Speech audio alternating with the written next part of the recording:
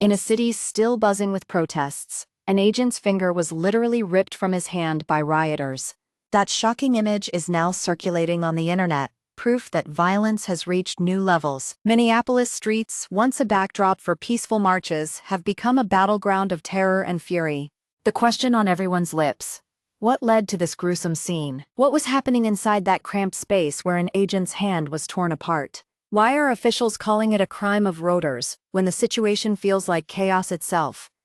Assistant Secretary Tricia McClellan took to social media, posting photos that stunned her followers. She shared a close-up of a blood-streaked hand, the finger's tip missing, lying in a plastic jar. The clip was short, but the horror it evoked was unmistakable. Blood dripping, metal clinking against glass. McClellan's caption read simply, "Rioters have taken a life and left a body."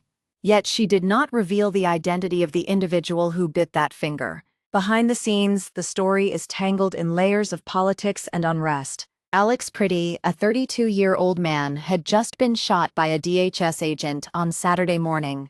DHS claims he approached officers with a firearm, an assertion still under scrutiny. The agent who fired was later found to have his own hand mutilated in the ensuing melee. This duality, one death and one severe injury, has turned Minneapolis into a hotbed of speculation. The protests that erupted last week were not random. They were fueled by the arrival of ICE and Border Patrol agents in Minnesota. Lezers took to the streets, chanting slogans and demanding accountability from federal authorities. Despite freezing temperatures, demonstrators gathered early Saturday morning, determined to make their voices heard.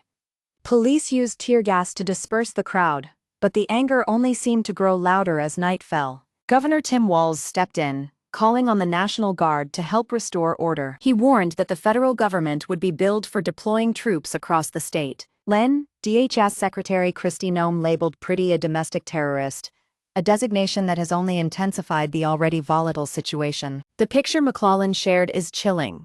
Yet it's just one piece of a larger puzzle. Who was the rioter who bit off that finger? What happened in the moments leading up to the agent's injury?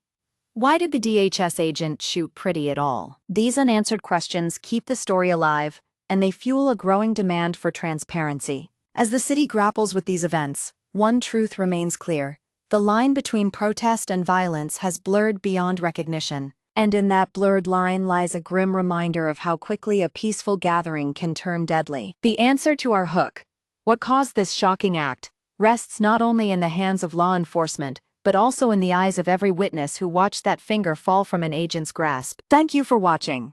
If you enjoyed this video, please like and subscribe for more updates.